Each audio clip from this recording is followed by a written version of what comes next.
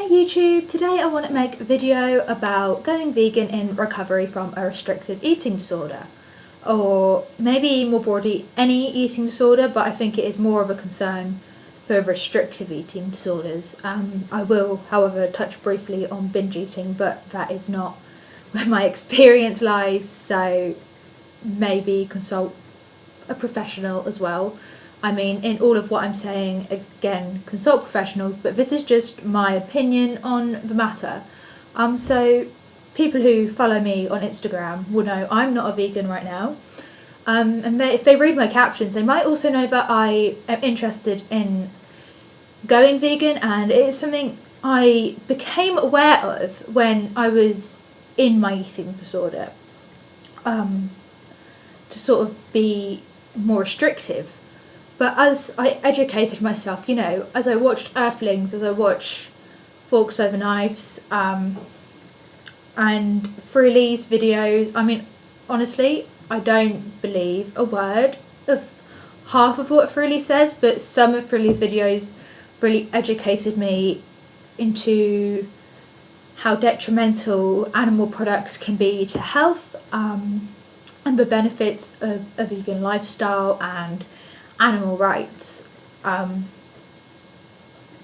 anyway, so that's kind of what happened, and I realised this is something that I really want to do for the planet, it's something I want to do for the animals, and it's something I want to do for my health. I genuinely believe that I should be doing what is best to keep me as healthy as possible. I mean, I have cancer in my genes. Well, I don't know if I necessarily have that gene, but it's in the family, so obviously there is a risk factor there, and I believe I should be doing anything that I can do to reduce that risk. Obviously going vegan would do that. Also see other people who are vegan, they seem to really be thriving, and I want that for myself.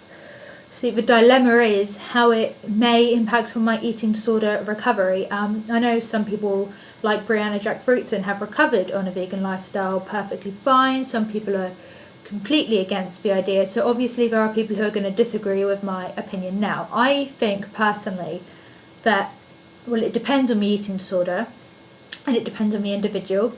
Where I am, if I was to go vegan right now, bearing in mind my parents don't support it, so they're not going to buy the vegan foods for me to get the proper calorific intake or the proper nutrients on a vegan diet for me to thrive on a vegan diet, then I probably would go back into my eating disorder for several reasons. I think where I wouldn't be eating the proper nutrients because we wouldn't have it around, it would lead me to not being able to think rationally and do what's best for me. And I also think I would go a bit crazy and full on 80-10-10, which 80-10-10 does work for people, but for me, recovering, from EDNOS and anorexia, I know I'd get way too obsessed over macronutrients and making sure it is perfectly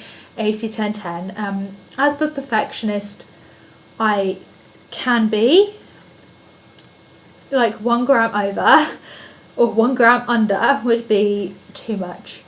But then maybe 1 gram under of fat wouldn't be too much because my eating disorder would like that.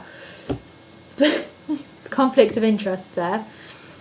So I don't really think it would be right for me to go vegan at this moment in time.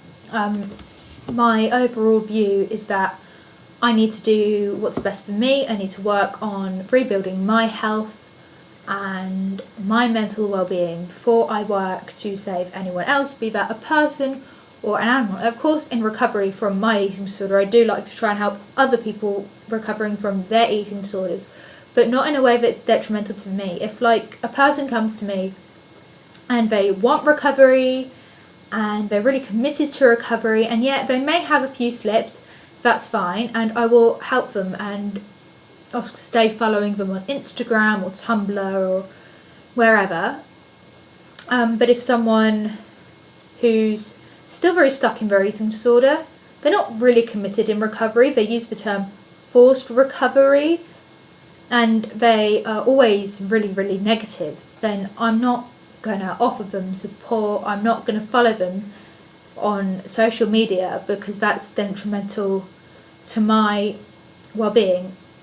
And of course I want everyone to recover, but I don't want, by trying to strive for everyone to recover, which number one is an impossible goal. I mean, I wish it wasn't, but it is. And if that was to be detrimental to my health, it wouldn't really be worth it. I mean, my health has to be my top priority. And I know it may sound selfish, but it's just the way I think things need to be with me now. And as for, doing other things that are vegan, like not using leather, not using wool. This jumper isn't real wool, by the way. It is synthetic. I don't buy real wool for myself. I don't think anyone buys real wool for me. I don't know.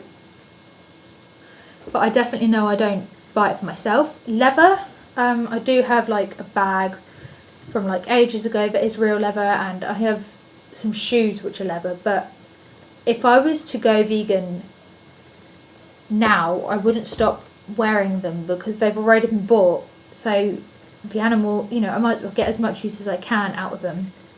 It seems like a bit of waste, especially where these things have been bought for me by other people. It's the same with like cruelty-free products. I try myself, if I'm buying my own makeup or my own shampoo or my own body wash, I will make sure it is cruelty-free. Because I am so against animal testing. But then if Mum buys me some makeup that isn't cruelty-free for Christmas or something, I'm not going to not use it because that's really ungrateful. And, there's nothing I can really do about it. Like, she's not educated in animal rights. She doesn't have the same opinions as me. Or maybe she does, she's just not educated. So maybe she didn't know that brand wasn't cruelty-free. Which, fair enough. I mean, her mistake.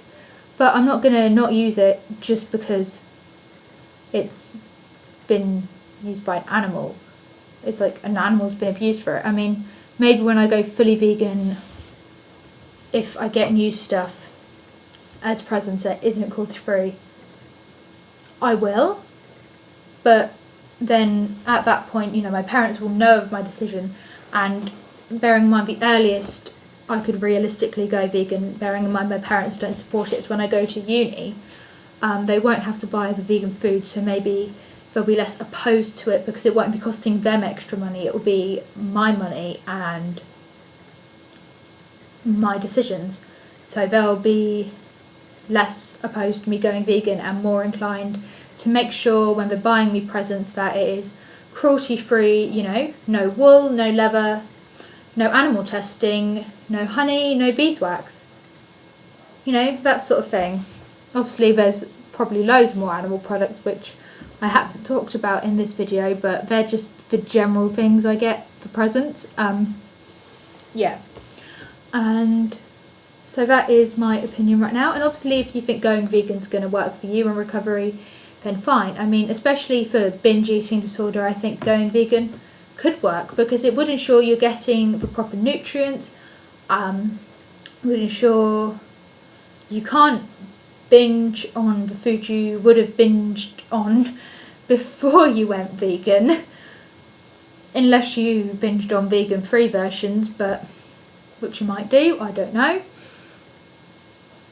I mean, on vegan versions, not vegan-free versions, cruelty-free versions. I don't know if you would or would not, but I think especially if you were to go on like a plant-based lifestyle, maybe without the vegan junk food, that would work for you if you were recovering from binge eating. But for anorexia, bulimia and OSFED, or EDNOS, or whatever you want to call that weird disorder on the DSM, then I personally believe that going vegan isn't good for you or for your health in recovery.